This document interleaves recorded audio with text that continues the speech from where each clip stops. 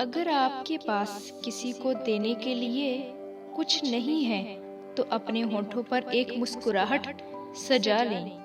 یقین کریں کہ آپ کا یہ تحفہ ہر چیز سے قیمتی ہوگا۔ اکڑ جتنی زیادہ ہو اتنی ہی شدت سے ٹوٹتی ہے۔ دھوکہ جتنا بڑا ہو اتنی ہی طاقت سے پلٹ کر آتا ہے۔ دل دکھانے پر بھی جو شخص آپ سے شکایت نہ کرے، یقین کیجئے اس شخص سے زیادہ محبت آپ کو کوئی نہیں کر سکتا۔ اخلاق کا اچھا ہونا اللہ سے محبت کی دلیل ہے۔ ہمیشہ کے لیے کچھ بھی نہیں ہوتا۔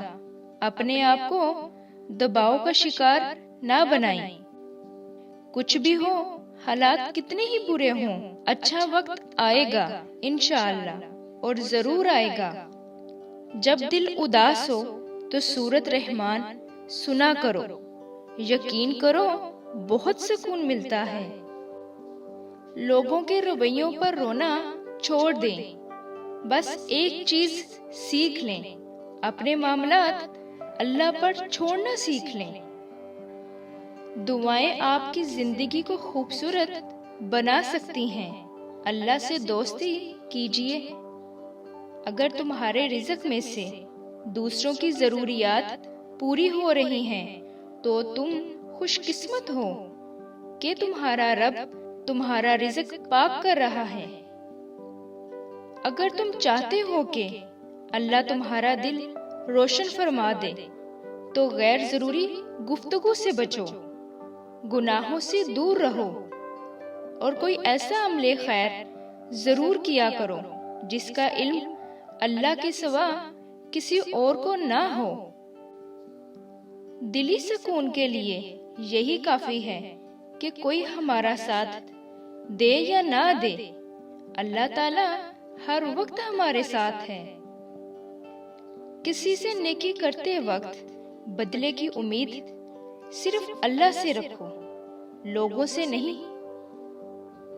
کسی کی چپ کو اس کی ہار مت سمجھیں۔ ہو سکتا ہے کہ وہ اپنا ہر معاملہ اللہ کے حوالے کرتا ہو۔ وہ عشق نمازیں بھی سکھا دے ہم کو یا رب، جس میں انتظار صرف اذان کا ہو۔ جو شخص سجدوں میں روتا ہے اسے تقدیر پر رونا نہیں پڑتا۔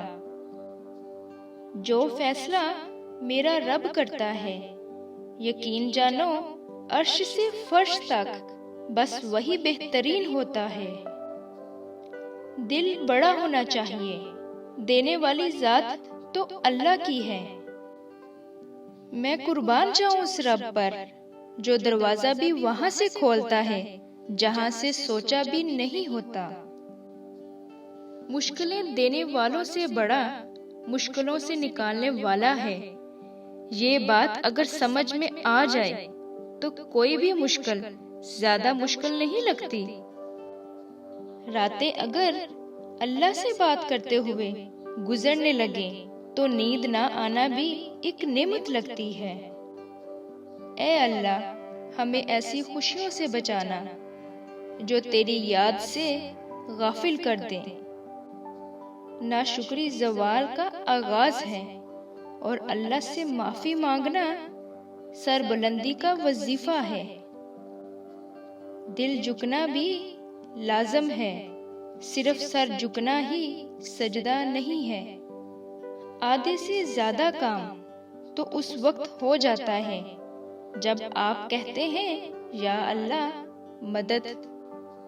اپنے اندر کی سوچوں کو ہمیشہ صاف رکھیں، کیونکہ کشتیاں باہر کے پانی سے نہیں اندر کے پانی سے ڈوبتی ہیں، اور تمہاری تقدیر اتنی بار بدلتی ہے جتنی بار اللہ کے آگے ہاتھ پھیلاتے ہو۔ جو اللہ تعالیٰ سے رو کر مانگتا ہے اسے بعد میں رونے کی ضرورت ہی نہیں پڑتی۔ انسان جب اچھا سوچتا ہے تو اللہ خود ہی راستے بنا دیتا ہے اور مشکلیں آسان کر دیتا ہے۔ تمہارا رب جس چیز کو تمہارے قریب کر دے اس میں حکمت تلاش کرو، اور جس چیز کو تم سے دور کر دے اس پر صبر اختیار کرو۔ اللہ کے فیصلوں کو سمجھنا انسان کی عقل سے بالاتر ہے۔ کون کہتا ہے تنہائیاں اچھی نہیں ہوتی؟ یہ بڑا حسین موقع دیتی ہیں اللہ سے ملنے کا، اللہ سے باتیں کرنے کا، اللہ کو دل کا حال سنانے کا۔ اللہ تعالیٰ نے میرے دل میں ایک بات ڈال کر مجھے بہت تسلی دی کہ وہ لوگ تیرے قابل نہیں تھے جن کو میں نے تم سے دور کیا۔ تب میں نے جانا کہ اللہ کے فیصلے بہت عظیم ہوتے ہیں۔ کسی کو اذیت دینے کے بعد اس کے صبر اور خاموشی سے ڈرو۔ میں نے غلطی کی، اس نے پردہ ڈالا، میں نے سجدہ کیا، اس نے تھام لیا۔ جس دن اللہ تعالیٰ کے حضور پیش کیے جاؤ گے تو تمہارا کوئی بھی راز چھپا نہ رہے گا۔ دل کا بوجھ اللہ کی بارگاہ میں رونے سے ہلکا ہوتا ہے، جہاں نہ ماضی کا تانا ملتا ہے نہ مستقبل کا خوف، صرف کرم کی چادر سے ڈھانپ دیا جاتا ہے۔ اللہ تعالیٰ کو زبان اور دل کا سخت ہونا ناپسند ہے، اسی لیے اللہ نے دونوں کو بغیر ہڈی کے بنایا ہے۔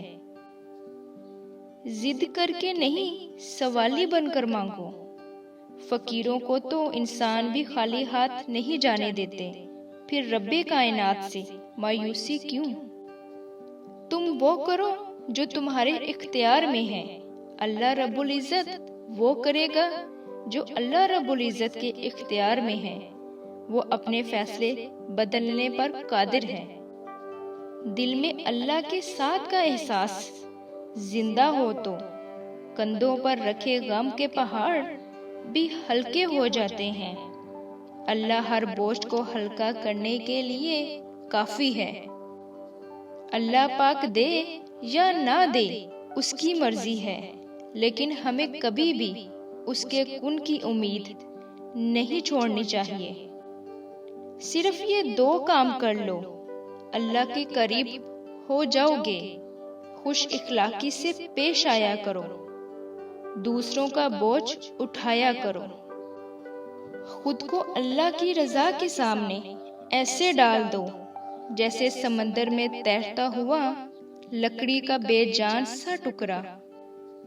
بے شک اللہ کھوئی ہوئی مسکراہٹیں واپس لانے پر قادر ہے۔